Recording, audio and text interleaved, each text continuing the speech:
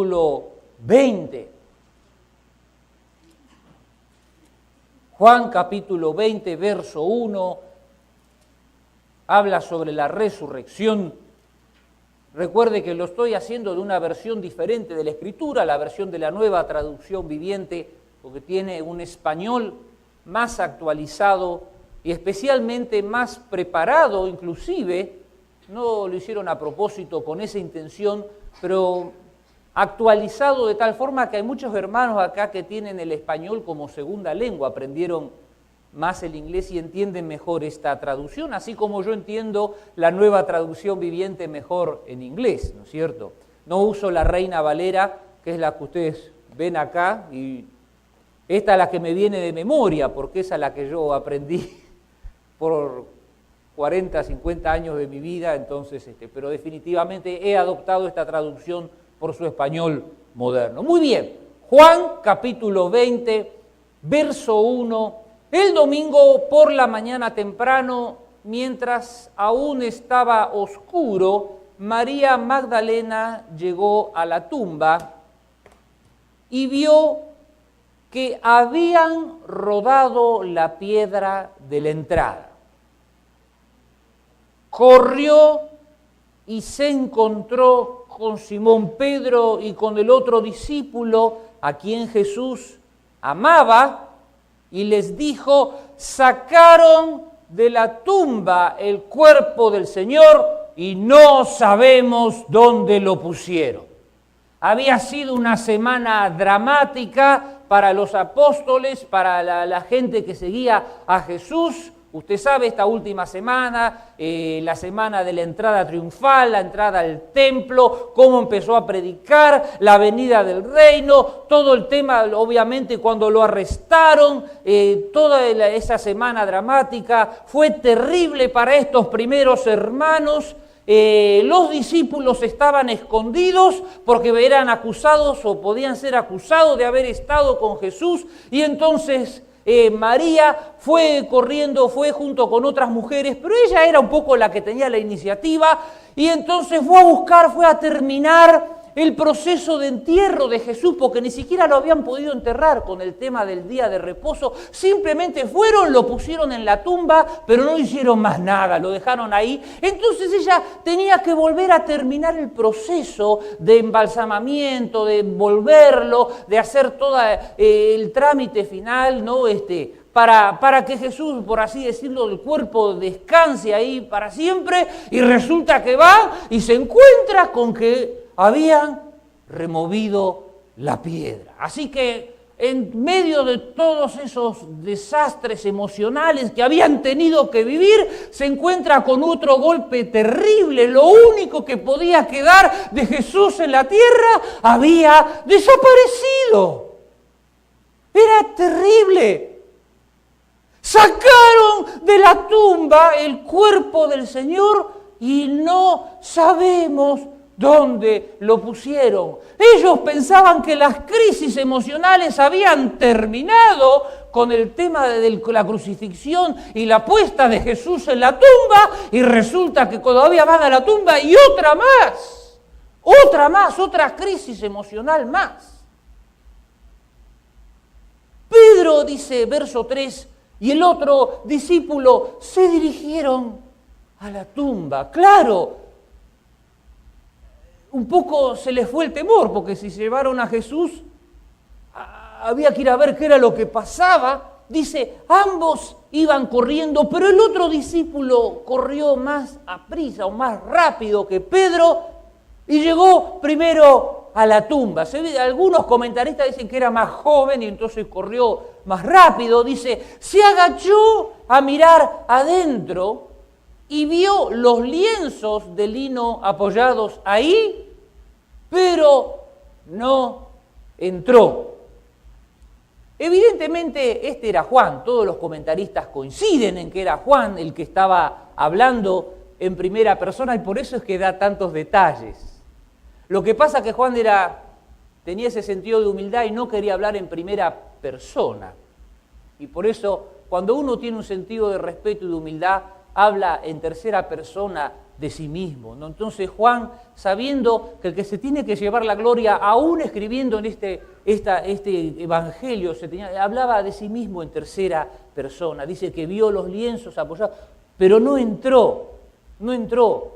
Luego llegó Simón Pedro y entró en la tumba. Usted sabe, Pedro, ¿no? Habla, dice, y acá llegó y entró en la tumba.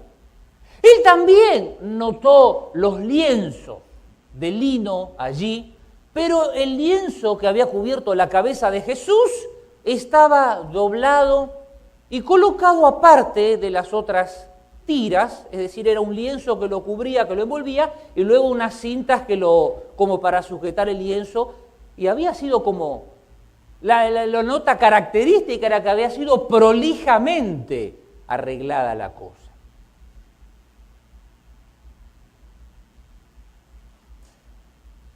Verso 8. Entonces, el discípulo que había llegado primero a la tumba también entró y vio, dice, y creyó. Aleluya. Este fue el primero que se dio cuenta que Cristo había resucitado, el apóstol Juan. Él fue el primero que entendió las Escrituras. Él fue el primero que comprendió todo el mensaje de Jesús. ¿Por qué? Verso 9. Hasta ese momento no habían entendido las Escrituras que decían que Jesús tenía que resucitar de los muertos y después cada uno se fue a su casa. Obviamente en un estado de cierta confusión, ¿no es cierto? Porque estaban buscando a Jesús y de repronto Jesús desapareció. Verso 11. María se encontraba llorando fuera de la tumba y mientras lloraba se agachó y miró adentro.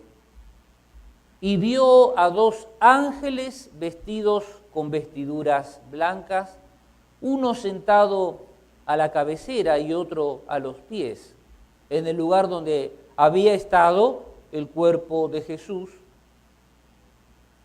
Verso 13, le dicen, apreciada mujer, ¿por qué lloras?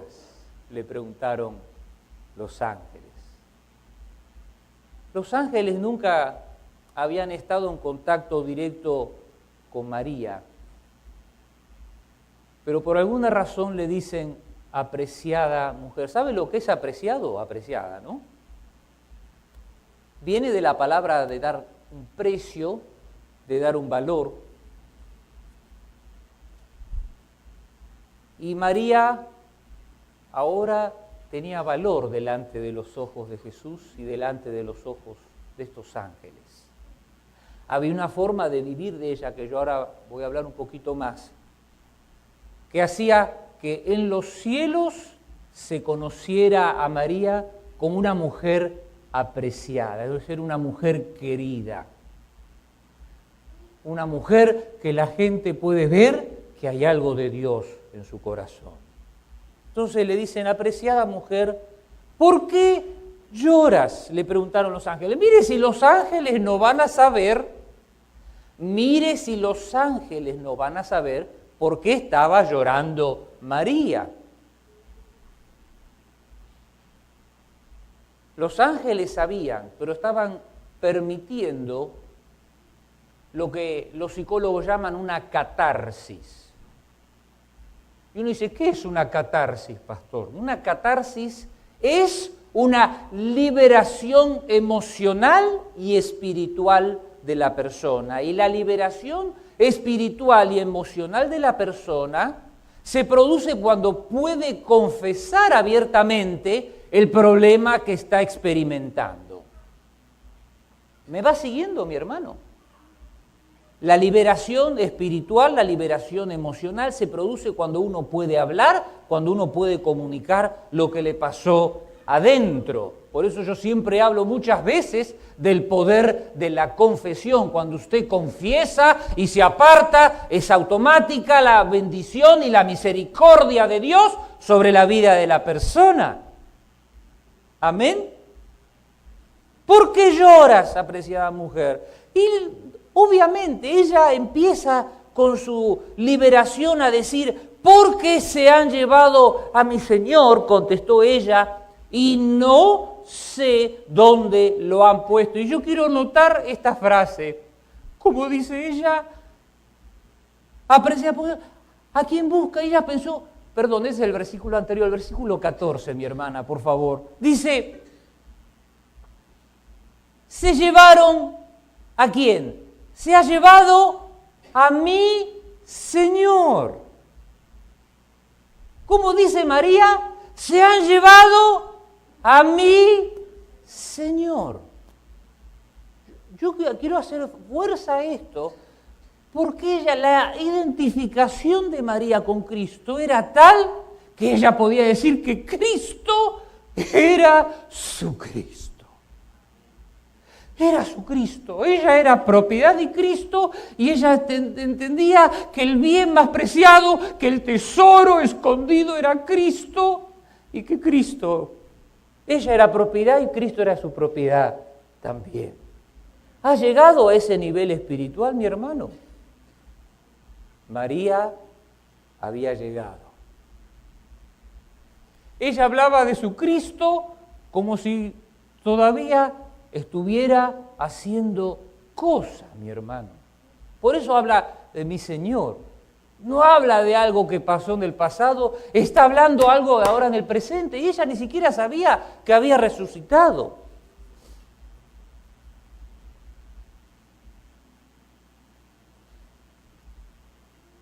Se han llevado a mi Señor, no sé dónde lo han puesto. Verso 14, dio la vuelta para irse. Yo creo que usted vea que ella habló con ángeles, pero estaba con ese problema emocional tan fortalecido que casi ni se pudo dar cuenta que había ángeles con ella. Verso 15, dio la vuelta para irse y vio a alguien que estaba en pie allí. Era Jesús. Pero ella no lo reconoció. Verso 15, otra vez, apreciada mujer. Fíjese, primero los ángeles y ahora Cristo le dice, apreciada mujer. ¿Por qué lloras? Mire si Cristo no vas a ver. ¿Por qué estaba llorando? ¿Por qué lloras?, le preguntó Jesús. Y Jesús va más allá, le dice, ¿a quién buscas? Ella pensó que era el jardinero y le dijo, Señor, si usted se lo ha llevado, dígame dónde lo puso y yo iré a buscarlo. María no aceptaba nada entre ella y su Cristo. ¿Me va siguiendo, mi hermano? ¿Me va siguiendo la determinación que había en la vida de ella de estar con Jesús? Estaba jugada con todo, dispuesta a ir contra todo con tal de estar con su Cristo. Repito, si usted se lo ha llevado, dice, dígame dónde lo puso y yo iré a buscarlo. Y el verso 16 dice que Jesús dijo, María. María. Quiero decirle algo de este verso 16. El nombre real de María, ¿sabe cuál era? Era Miriam. Y uno dice, ¿cómo? ¿No es María? Déjame que te explique algo. María, en realidad, el nombre en hebreo se escribe Miriam. En otras palabras, todas las Miriam en realidad se llaman María. María es la versión del idioma arameo del hebreo Miriam. ¿Me va siguiendo, mi hermano? En ese momento, el idioma común era el arameo. El idioma común era el arameo, por eso la conocemos como María, pero el idioma hebreo, que era el idioma que hablaban los judíos en la casa, no el dialecto común que se hablaba el arameo o el griego koiné, el hebreo que hablaban ellos, y a ella en la casa la conocían como Miriam. Y Jesús, en este verso 16, no le dijo María, le dijo Miriam. ¿Por qué le dijo Miriam? Porque ese era el nombre, no solo por el que era conocida en la familia, sino porque ella sabía que así le iban a llamar en el cielo. Entonces él le dijo Miriam, en el original aparece Miriam. Y entonces cuando ella escuchó la forma en que Jesús lo dijo, se ve que Jesús le decía Miriam a ella. Es lo que suponen algunos comentaristas. Automáticamente se dio cuenta que era el Señor Jesucristo. Dice que se dio y exclamó Raboní, que significa maestro. Maestro, se dio cuenta. Y entonces literalmente lo agarró a Jesús de tal forma, porque esa la frase es que lo agarró de tal manera que Jesús no podía caminar a ninguna parte. Como diciendo, ahora que te encontré, no te suelto más. No te suelto más. Y Jesús se dio cuenta de eso y le dijo, no te aferres a mí, porque todavía no he subido al Padre, pero ve a buscar a mis hermanos y diles, voy a subir a mi Padre y al Padre de ustedes, a mi Dios y al Dios de ustedes. Y María Magdalena encontró a los discípulos y les dijo, he visto al Señor, y les dio el mensaje de Jesús. Aleluya, la primera que lo vio, la primera que se lo encontró. Mi hermana, ¿me puedes poner por favor la primer pantalla de el tema de lo que vamos a estar hablando hoy? ¿Por qué María? ¿Por qué María primero? ¿Por qué ella tuvo toda esa iniciativa de buscar a Jesús? ¿Y por qué Jesús se apareció primero a María? Y yo te voy a decir 3 o 4 cosas para que tú me entiendas, mi hermano. María fue una mujer que tuvo una vida muy, pero muy difícil.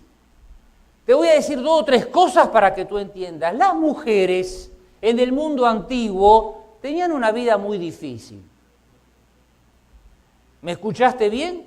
Era terrible la vida que tenían las mujeres en el Antiguo Testamento, en el mundo antiguo, mejor dicho. De hecho, las mujeres, escúcheme bien lo que le voy a decir, las mujeres, ni siquiera, por ejemplo, los griegos, usted sabe que los griegos les escuchaba juntar gente y dar discursos, las mujeres no podían participar y los judíos tampoco permitían a las mujeres participar en las sinagogas. Todo lo que tenía que aprender la mujer dependía de lo que el marido le enseñaba en la casa a la mujer. Era una posición bastante difícil. De hecho, ya le digo, los filósofos griegos y los rabinos hasta alardeaban, hasta como que fanfarroneaban que no tenían mujeres en sus auditorios. Y uno dice, ay, ¿y ahora qué hacemos? Qué cosa extraña, ¿no es cierto? Qué cosa... y uno dice, ¿cómo se puede hacer para romper eso? Quiero decirte algo, hubo alguien que vino a romper con ese modelo de humillación de la mujer. ¿Y sabe quién fue? Fue Jesús. Fue Jesús. Jesús fue el primero maestro de la antigüedad, y esto ya no lo digo yo, no lo dicen solo los comentaristas, o sea, todo... que tenía entre sus seguidores mujeres que seguían a Jesús. Una de las sorpresas que me impactó mucho en la última película de Jesús que hicieron es que junto con los 12 pusieron algunas mujeres que estaban junto con los 12. Y es que literalmente así había pasado en la Escritura. Hermana, ¿me puedes poner, por favor? Estoy cambiando un poco. Hermana, Lucas 8, 1. ¿Me puedes poner Lucas 8? Lucas 8.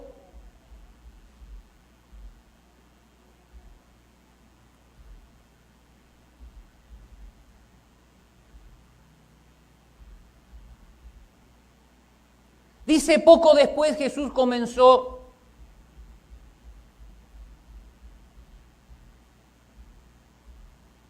un recorrido por las ciudades y aldeas cercanas, predicando y anunciando la buena noticia acerca del reino de Dios. Llevó consigo a sus 12 discípulos, junto con algunas mujeres que habían sido sanadas de espíritus malignos y enfermedades. Entre ellas estaba María Magdalena, de quien él había expulsado 7 demonios. Para Lucas, que es el historiador, el que estuvo investigando e indagando, él directamente declara que junto con los 12 discípulos también había un grupo de mujeres que estaba siguiendo a Jesús. Jesús las incorpora dentro de ese núcleo de seguidores, de pronto no las designa específicamente como discípulas o como apóstolas o no sé cómo quieras llamarle, pero ese grupo de mujeres estaba ahí, en ese grupo donde Jesús estaba enseñando y trabajando. Entonces, mis hermanos, yo quiero que usted entienda que esta mujer, aparte de vencer toda esta situación espiritual de la que acabamos de leer, que decía que tenía 7 demonios. ¿Usted conoció alguna vez a una persona endemoniada? Mejor no la conozca, mi hermano.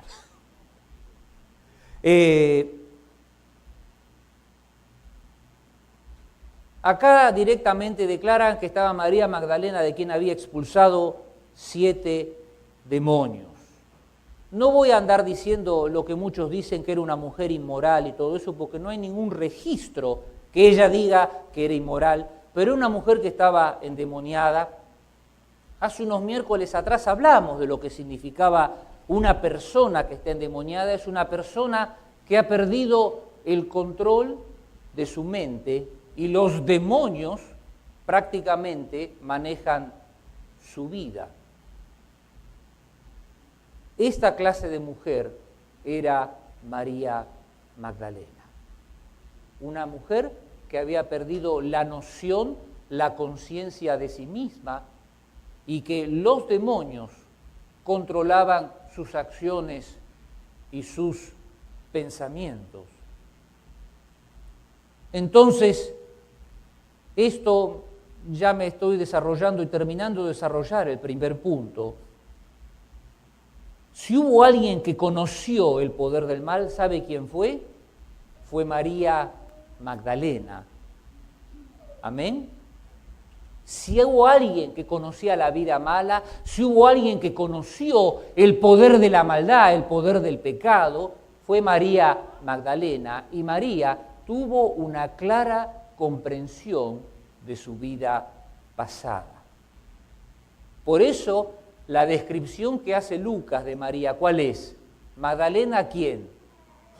La que fue liberada de 7 demonios.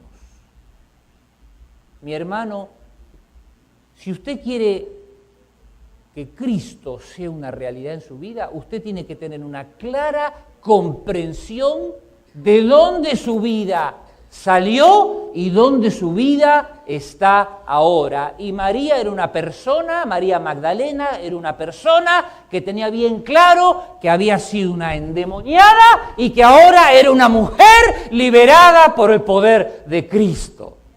¿Me va siguiendo, mi hermano?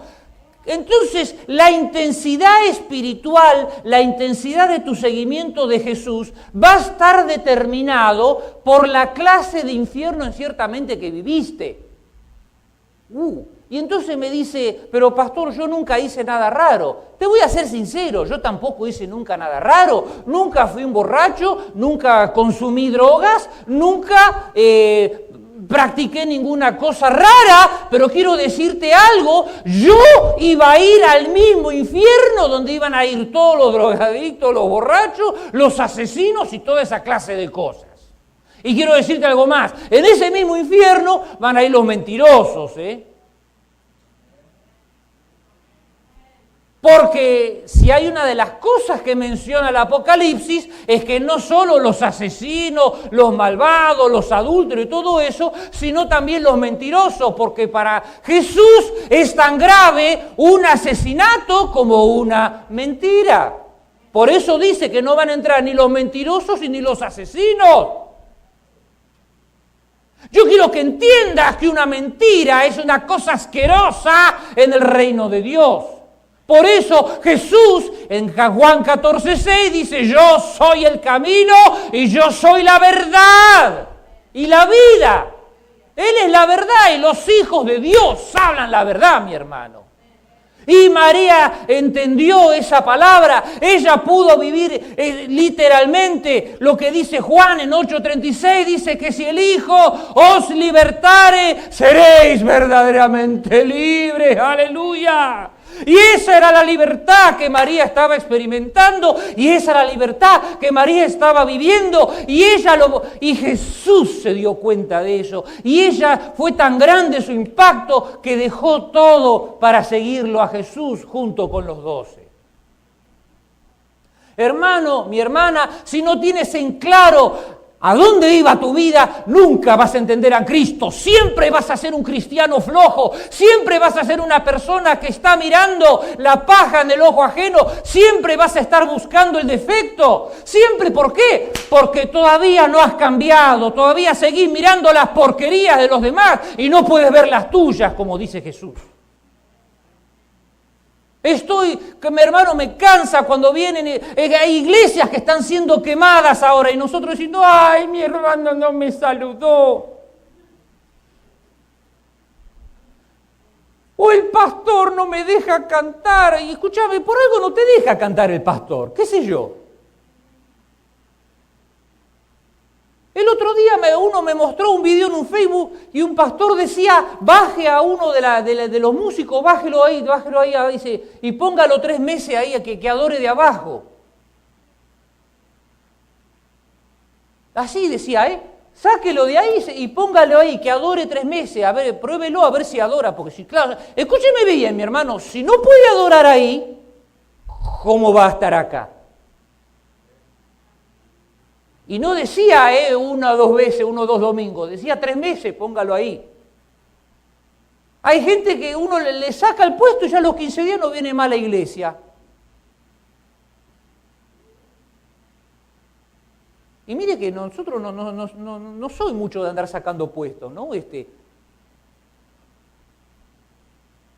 Hermano, si usted no tiene una clara comprensión de dónde vino, nunca va a entender a dónde va. Y lo único que va a hacer es ver piedras en el camino, ver dificultades, ver todos los conflictos, ¿no? Y va a estar como los 12 peleándose por quién es el mayor, y que a mí no, pastor, que yo quiero estar al lado del pastor, ¿no? Y cuando el pastor predica yo quiero estar parado acá.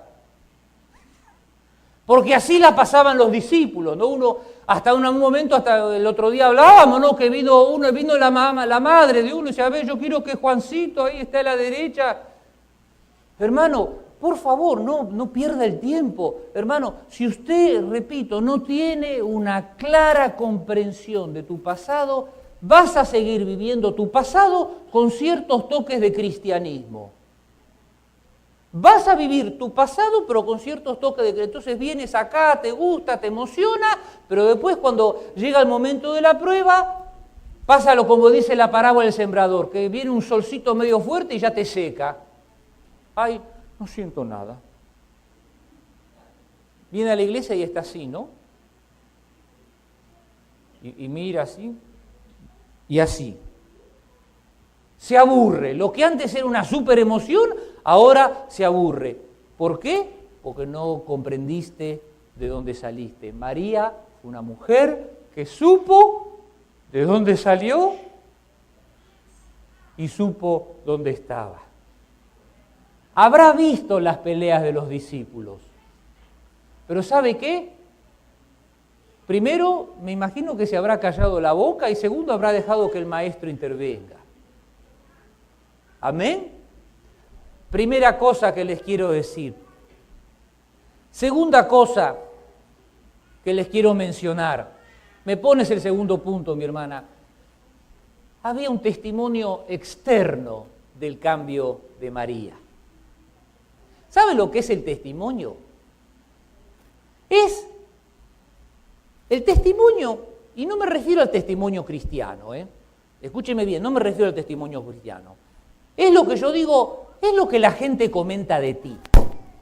¿Qué es lo que dice la gente de ti? ¿Amén? Cuando yo trabajo, yo me doy cuenta quién es el vago, quién es el jefecito, quién es Mr. Texto y quién es el que se pone a darle con el martillo. ¿No es cierto? Entonces, el testimonio es una cosa decisiva en la vida del cristiano. ¿Me escuchaste bien? Yo les mencioné que estaba escuchando a estos dos pastores hablando y una de las cosas que decía, hay algo que se perdió en la iglesia. Y uno dice, ¿qué es lo que se perdió en la iglesia? El buen testimonio. Y uno dice, ¿qué es el buen testimonio? Mire, yo soy un cristiano y soy inflexible con la mentira.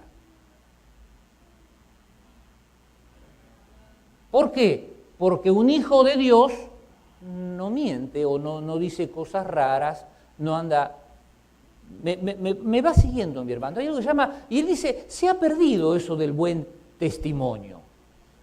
Yo les conté a ustedes alguna vez que mi tío Oscar, el hermano de mi papá, farmacéutico, bioquímico y óptico, estudió todas las carreras que había en la Universidad de Farmacia y Bioquímica de Buenos Aires, y bueno, él como junto con mi papá se entregaron al Señor, y obviamente la entrega al Señor significa cambios. ¿Amén? Significa cambios. Entonces uno de los cambios que él entendió era que no podía mentir más. Que no podía mentir más. Y entonces, una de las cosas que pasaba en la oficina donde trabajaba era que le llamaban por teléfono y usted sabe, ¿no? En ese momento no había celulares, pero cuando llamaban, atendía a alguien y le decía, quiero hablar con este. Y la clásica de las oficinas, ¿no? Porque hasta el día de hoy funciona, es decirle que no estoy. Ahora directamente preferimos, ahora pagamos el celular, claro, como hay teléfono personalizado, pero en ese momento era una clásica, dile que no estoy. ¿Qué era de eso? Era decir una mentira, y entonces él se encontró con esa situación de que no podía mentir más. Y entonces, los compañeros de trabajo se dieron cuenta que este no iba a mentir más. Y le dijeron, mira que, no, yo no miento, dice, yo no miento. Y entonces no lo dejen atender el teléfono. Pero una vez se dio que agarró el teléfono y atendió y preguntaron, y el otro decía, decirle que no estoy, y este no tuvo ningún problema. No, dice él que no está.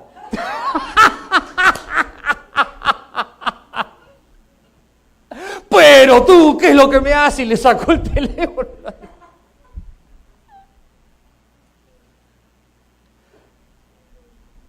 Hermano, luego lo pusieron como director general de la farmacia, de la obra social de ahí. ¿Por qué? Porque estaba una persona de confianza, una persona Tiene su precio, mi hermano, porque obviamente tiene su precio, pero, mi hermano, hay un cambio, hay un testimonio. Bueno, quiero decirte algo. María también tuvo su testimonio. María tuvo su testimonio. Dice que la Escritura, ¿me puedes poner otra vez en Lucas 8? Bueno, ya lo leímos, ¿no? Que fue liberada de 7 demonios. Lucas 8:3. Dice, también estaba Juana, dice la esposa de Chuza, administrador de Herodes, Susana y muchas otras que contribuían con sus propios recursos al sostén de Jesús y sus discípulos. Estas mujeres no solo que seguían a Jesús, sino que inclusive se ve que era el testimonio de la época que inclusive ayudaban financieramente a Jesús. No es la única mujer que contribuyó alguna vez al ministerio de una forma... Usted sabe, Eliseo y la tsunamita, dice que la mujer esta directamente armó un departamentito de un ambiente para Eliseo. ¿Por qué esto? Porque hay un testimonio y cuando uno recibe a Cristo, una de las cosas que Dios libera es el espíritu de egoísmo. Yo no tengo miedo de hablar de esto. Una de las cosas que Dios rompe es el espíritu del agarrado, como dicen. Algunos dicen, es un agarrado ese. Bueno, una de las cosas que tiene que hacer Jesús es romper el agarramiento financiero que tienen algunas personas. Quiero decirte algo, los cristianos alrededor del mundo no se mueren de hambre. Se mueren de bombas y de persecuciones, pero no se mueren de hambre. El agarramiento es una cosa que viene del mismo infierno y a la cual uno tiene que renunciar en el nombre de Jesús. Porque mi Dios es un Dios que da, no es un Dios que... Dios dio todo por usted, ¿no es cierto? Entonces, cuando usted vive en ese espíritu de agarramiento, usted nunca sale adelante. Siempre vive en esa mediocridad espiritual y hasta mediocridad financiera. Amén. Segunda cosa, había un testimonio externo. De María habían salido 7 demonios y no volvieron más. ¿Sabe por qué? Porque estaba con Jesús. Amén. Casualmente hay una parábola que dice que hay alguien que fue liberado y que pero dice que la casa la encontraron ordenada y vacía los demonios cuando volvieron 7 peores, ¿no es cierto? Hermano, la casa suya, su corazón tiene que estar lleno de Cristo. Segunda cosa, me va siguiendo mi hermano. Eso era lo que veía María. Por eso María estaba desesperada por el Señor. ¿Estás tú desesperado, obsesionado con el Señor? Si no, tienes un serio problema. Vas a tener un serio problema. Hermano, tiene que haber cambios. De Jesús decían que enseñaba ¿cómo? Con autoridad. En Marcos 1:22. ¿Cuál era el testimonio de Jesús? Que enseñaba con autoridad. Pablo, en Hechos 8, 20 y 21, estaban confundidos porque él venía a perseguir cristianos, pero bueno, se había convertido y ahora estaba hablando a favor y entonces generó confusión. Dice, pero ¿cómo? Si este vino a agarrar cristianos y poner presos y ahora está hablando de ese Cristo. ¿Puede ver la gente ese cambio en tu corazón? El mismo Pablo en 1 Timoteo 12 y 13 dice que era blasfemo, perseguidor e injuriador. Dice que era blasfemo, perseguidor e injuriador. Y quiero decirle algo. Fíjese que dice blasfemo e injuriador. Usted sabe que las dos palabras en realidad significan lo mismo. Que decía malas palabras, que insultaba a Jesucristo. Pero él dice que eso era antes. Dice ahora,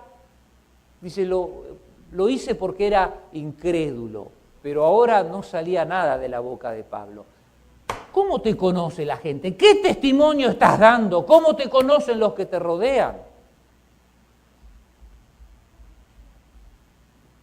María tenía 7 demonios, pero no lo podía dejar a Jesús. Termino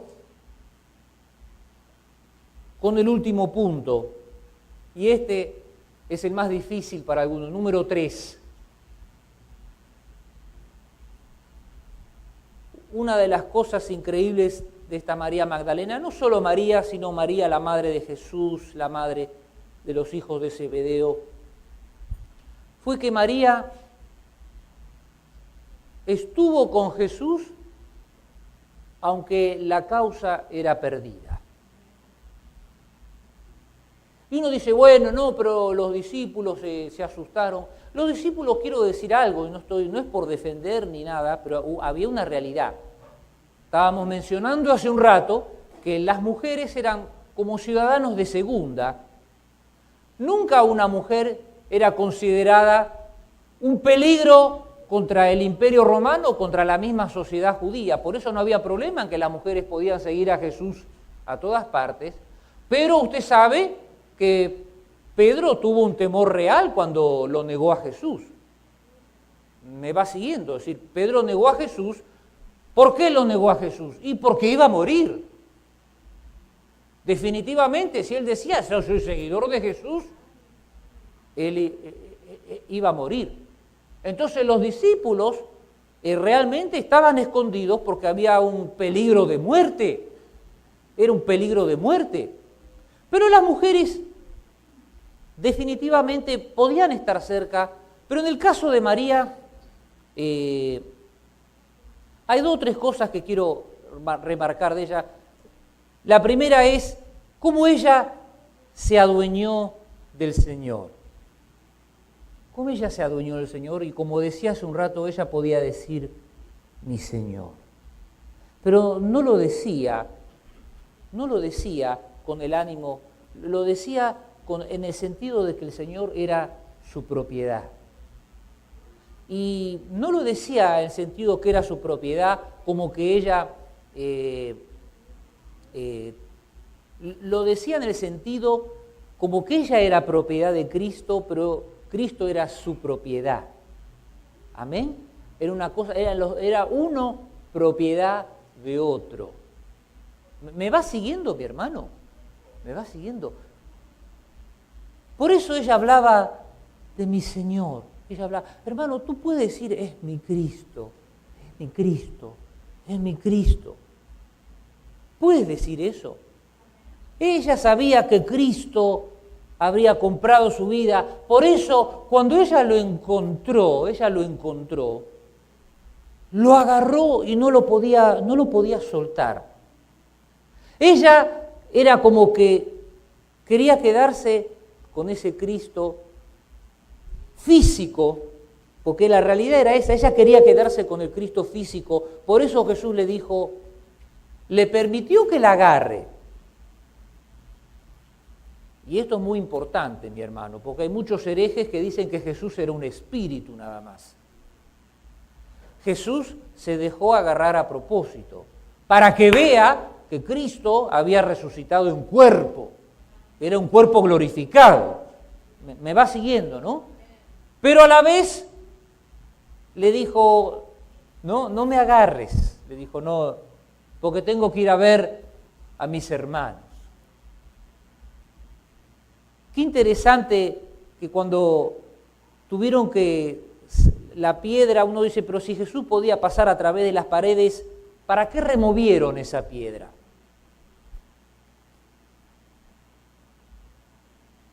¿Para qué la removieron? Te voy a decir para qué la removieron.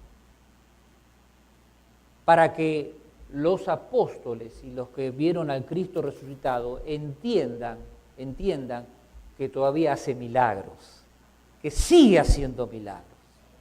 ¿Me va siguiendo, mi hermano?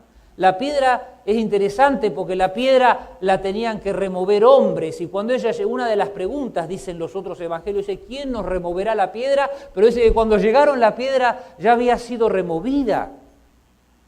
Cristo ya había resucitado y eso era el mensaje que tenían que captar ellos. que Cristo no era un espíritu, que la piedra fue removida, ¿para qué? Para mostrar el poder de Dios.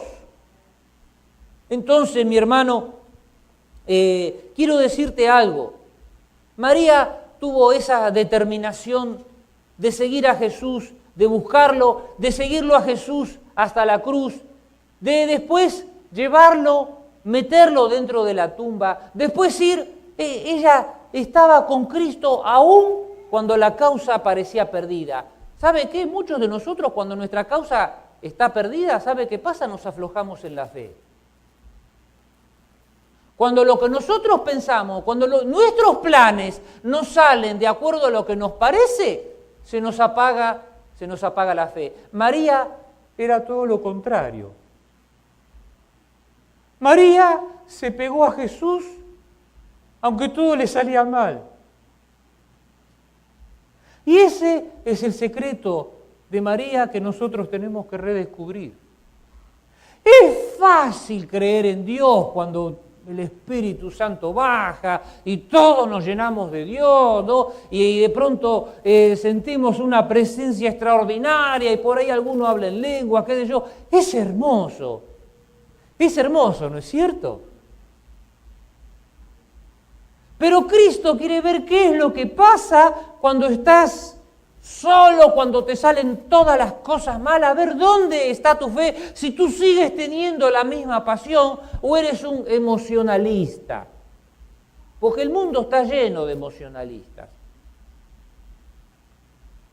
Entonces, esa es la verdadera fe. ¿Dónde uno va a ver la verdadera fe? Cuando la persona está en crisis. Cuando la persona está enfrentando la situación que no tiene para dónde ir, ¿dónde está pegado?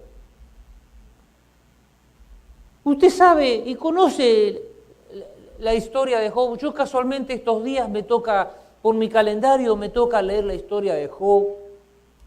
Y lo estoy leyendo de la Nueva Traducción Viviente, porque quiero ver, y realmente los ataques de los hermanos, de los amigos, son terribles, ¿no? Uno se pone a leer y eso es una de las cosas, escudriñando, como dicen, ¿no? O sea, tratando de ver, y yo leo los ataques de los amigos de Job, y son terribles. Literalmente le dice, mirá, por algo te pasó eso. Para hablarlo no en un español moderno, vos le enseñabas a otro y ahora dice, y por algo te pasó, le dice. O mejor cállate la boca, y otro le dice, cállate la boca y pídele perdón a Dios porque algo hiciste, ¿no es cierto? Y todo el lamento, todo el lloro de Job, ¿no? Y hasta en algún momento él hasta se queja de ellos. La verdad que si los amigos se hubieran venido y se hubieran callado la boca y le hubieran dado un abrazo, quizás hubiera sido, claro, no lo querían abrazar porque estaba pobrecito, tenía la piel enferma, tenía todo. Pero Job hace un canto tremendo.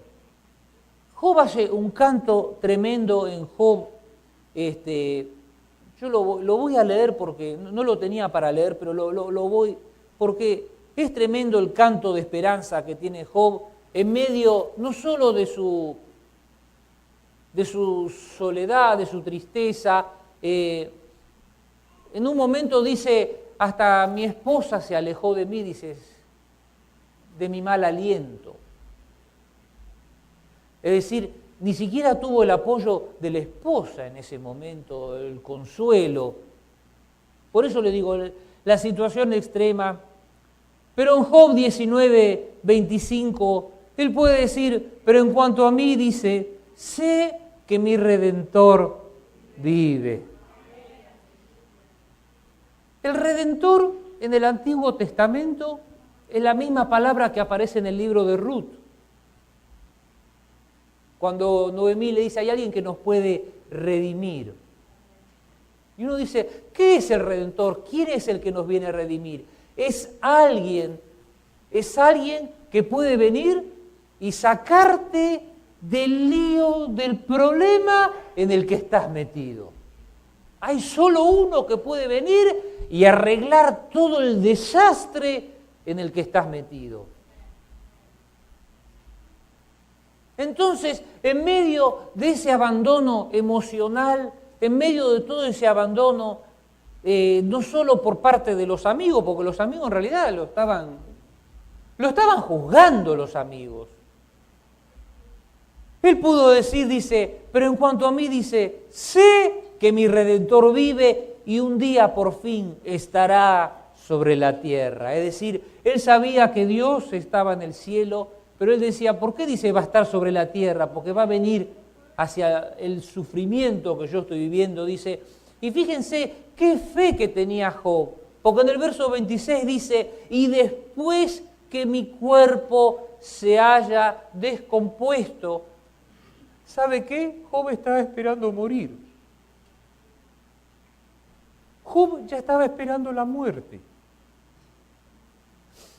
Y él dijo, y después que mi cuerpo se haya descompuesto, todavía en mi cuerpo veré a Dios.